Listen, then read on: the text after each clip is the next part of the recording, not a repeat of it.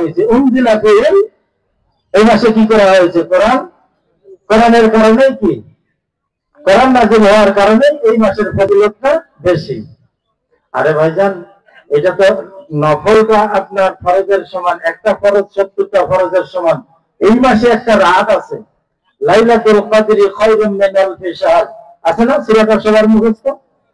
এমন একটা রাত আছে এই মাসে যে একটা মাস 1000 মাসের চেয়েও খায়র, উত্তম, সমান নয়। বুঝতে পারছেন কথা? 1000 মাসের চেয়েও কি উত্তম। কারণটা কি? কারণ হলো একটাই, সেটা হলো এই রাতেই কি হয়েছে? কোরআন। এখন আমার প্রশ্ন যে জায়গায়, সেটা হলো কোরআনের কারণে যদি রমজানের ফজিলত হয়, তাহলে কোরআনকে বাদ দিয়ে রমজানের ফজিলত তো হাসিল করা যায়, কি বলেন? কি ব্যাপার ভাইজান, বুঝেন নাই কথা? এই কথা বুঝাতে পারি নাই না? আচ্ছা, আবার বুঝেন তো, কোরআনের কারণেই যদি রমজানের ফজিলত হয়, তাহলে কোরআনকে জীবন থেকে বয়কট করে, কোরআনকে বাদ দিয়ে রমজানের ফজিলত কি কখনো হাসিল করা যাবে?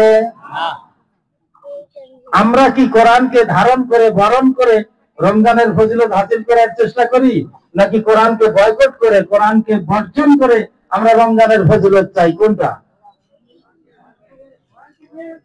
আল্লাহু আকবার। আসেন সংক্ষেপে কথাটা বুঝাই দেয়। সেটা হলো, কোরআন এটা কি জিনিস? কোরআন এটা একটা পরিপূর্ণ জীবন ব্যবস্থা। কোরআন এটা কি? একটা পরিপূর্ণ জীবন ব্যবস্থা। আমার ব্যক্তি জীবন, পারিবারিক জীবন, সামাজিক জীবন, রাষ্ট্রীয় জীবন, আন্তর্জাতিক জীবন, সব কিছুর ফয়সালা নিতে হবে কোরআন থেকে। কোনখান থেকে? কোরআন থেকে নিতে হবে। যদি সব কিছুর ফয়সালা কোরআন থেকে নিতে পারি, নেই, তাহলে কোরআনকে ধারণ করা হবে এবং কোরআনকে বরণ করা হবে। আমরা বাংলাদেশে নেই তো এটা, কি বলেন? কি ভাইজান, ব্যক্তি জীবনে, পারিবারিক, সামাজিক, রাষ্ট্রীয় জীবনে কোরআনের হুকুমাত, কোরআনের আইন চালু আছে তো? নাই, নাই। আচ্ছা, যদি চালু না থেকে থাকে, যারা চালুর জন্য চেষ্টা করতেছে তারা হয়ে যাবে এক ভাগ, আর যারা চালুর পথে অন্তরায় বাধা দিচ্ছে তারা হয়ে যাবে আর এক ভাগ। আচ্ছা শোনেন, আমাদের হিসাবটা না হয় বাদে দিলাম, যারা কোরআনের আইন এদেশের জমিনে চালু করার পথে বাধা, তারা রমজানের ফজিলত পাবে তো ইনশাআল্লাহ? হ্যাঁ, এই আপনারা বলছেন, আমি তো বলি নাই। তারা ইফতার মাহফিল দিয়ে কি করবে রে ভাই? লাভটা কি? কোন লাভ আছে? আল্লাহু আকবার, আল্লাহু আকবার। পরিষ্কার কথা, আপনি যদি কোরআনের পক্ষে থাকেন, কোরআনকে ধারণ করেন, কোরআনকে বরণ করেন, কোরআনের হুকুমাত যদি এদেশের জমিনে চান, তাহলে আপনার জন্য রমজানের ফজিলত। আর যদি আপনি এটার পথে বাধা হন, তাহলে না খেয়ে থাকার কোন প্রয়োজন আল্লাহর নাই। বুঝতে পারছেন? পরিষ্কার একটা হাদিস আছে, কামিন সাইমিন লাইসা লাহু মিন সিয়ামিহি ইল্লা জামা। কিছু সংখ্যক রোজাদার আছে যে তারা তাদের রোজার বিনিময়ে একমাত্র পিপাসা ব্যতীত আর কিছু পাবে না। নাউযুবিল্লাহ বলবেন না? আমরা ওই দলে অন্তর্ভুক্ত হতে চাই? তাহলে আমাদেরকে কি করতে হবে? কোরআনকে ধারণ করতে হবে। ইনশাআল্লাহ রাজি আছেন তো? আমরা 97 জন মুসলমানের দেশে বসবাস করি। আমরা চাই এই দেশটা, এই সমাজটা বা আমাদের পরিবার, আমাদের জীবন যেন কোরআনী হুকুমাত দিয়ে চলে। আপনারা চান সবাই এটা? যদি চান তাহলে একটু জোরে বলেন ইনশাআল্লাহ। বাংলাদেশ জামাত ইসলামী এই কর্মসূচি নিয়েই আপনাদের দ্বারে দ্বারে ঘুরে, যদিও আপনারা বিভিন্ন ভাবে তাদেরকে প্রত্যাখ্যান করেন, দূরে সরিয়ে দেন এবং তাদেরকে গালিগালাজ করেন, জেল জরিমানা দেন, ফাঁসিতে ঝোলান, গুম করে দেন, খুন করে দেন, ব্যবসা বাণিজ্য ধ্বংস করে দেন, চাকরি থেকে তাদেরকে আপনারা মানে করে দেন, বরখাস্ত করে দেন। কিন্তু কথা হলো, জামাতে ইসলামী আপনাদের বা এদেশের কোন মানুষের ক্ষতি করার জন্য রাজনীতি করে না। অন্যান্য দলও উপকারের জন্যই করে, কিন্তু আমরা মূলত দুনিয়া ও আখিরাত, প্রত্যেকটা মানুষের দুনিয়া ও আখিরাতের কল্যাণ সে যেন অর্জন করতে পারে, আমরা এই উদ্দেশ্যেই এদেশের জনগণকে দাওয়াত দেই। মাশাআল্লাহ, এই কাজটা তো আসলে অন্যায় করি আমরা, কি বলেন? আল্লাহু আকবার। তো ভাইজান বুঝতে পারছেন লক্ষ্য উদ্দেশ্য? বাংলাদেশ জামাতে ইসলামের লক্ষ্য, ডক্টর শফিকুর রহমান তো বারবারই বলতেছেন এই কথা। আরে ভাই, সবাই তো ব্যর্থ হয়ে গেছে 53 বছরে, সবাই ব্যর্থ হয় নাই? আমি নাম নিচ্ছি না, সবাই তো ব্যর্থ হয়ে গেছে। কে দুর্নীতি বন্ধ করতে পারলো? কে লুটপাট বন্ধ করতে পারলো? কে খুন বন্ধ করতে পারলো? কে জনগণের অধিকার ছিনতাই করলো না? কে আত্মসাৎ করলো না? কে লুটপাট করলো না? কে বিদেশে বাড়ি বাঁধলো না? সবই তো দেখেছি, আমরা দেখি নাই? একটা বার কমপক্ষে কি দেখা যায় না? যায়? এত আসতে। আল্লাহু আকবার। আল্লাহ আপনাদের সবাইকে দিনের জন্য কবুল করুন, সবাই বলে আমিন। এই আমার আলোচনা শেষ। একটা শুধু কমিটি আমি এখানে ঘোষণা করব বিশেষ সঙ্গত কারণে। আসেন, সেটা হলো মেহমান এটা জানে না, উনি হয়তো ভাবতে পারে যে আসলে এটা ফের ইনি কি করলেন। শোনেন, কারণ আছে ভাইজান এখানে। সেটা হলো আপনাদের এই ইউনিয়নের বর্তমান সভাপতিকে আপনারা চেনেন?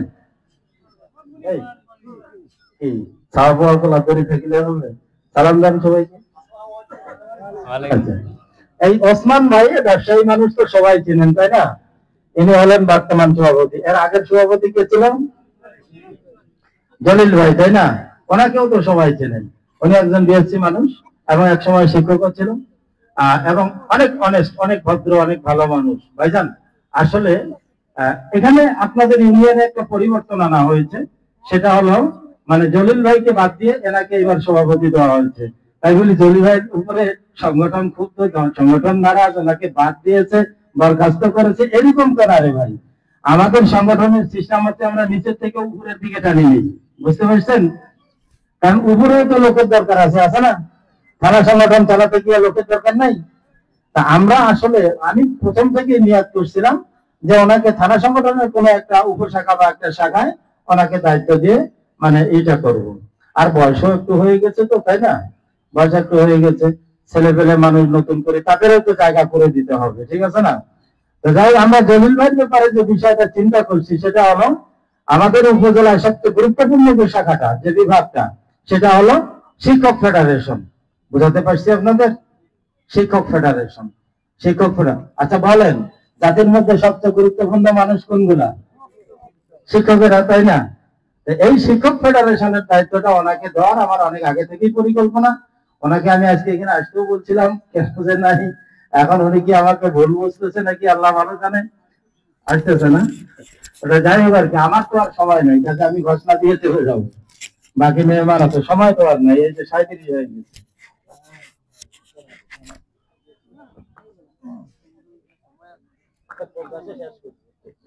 তারপরে ইফতারি বিতরণের ব্যাপার আছে না, এত বিশাল মানুষের মধ্যে। আচ্ছা আসেন, তা আমরা যে ফয়সালাটা করেছি উপজেলায় সেটা হলো যে এই শিক্ষক ফেডারেশনের আমাদের যে আলাদা একটা কমিটি থাকবে থানা ব্যাপী, যে 6 ইউনিয়ন মিলে, এইখানে আমাদের আহ্বায়ক হিসেবে থাকবেন প্রফেসর এনামুল হক।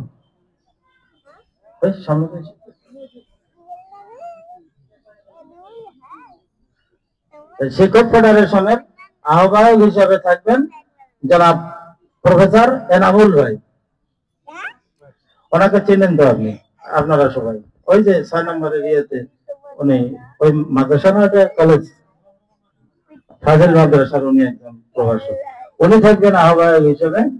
আর আমাদের জলিল ভাই, উনি সম্মানিত ব্যক্তি আমার কাছে, আসলে বয়স বোধহয় আমার সমানেই হবে বা 2-1 বছর কম বেশি হবে। আমি অন্তর থেকে ওনাকে ভালোবাসি, শ্রদ্ধাও করি। তো উনি থাকবেন এই শিক্ষক ফেডারেশনের খানসামা উপজেলা শাখার সহকারী আহ্বায়ক। আপনি সবাই আলহামদুলিল্লাহ করেন। ওনাকে আমরা এই ইউনিয়ন থেকে উপজেলা লেভেলে নিলাম। আপনারা খুশি তো সবাই?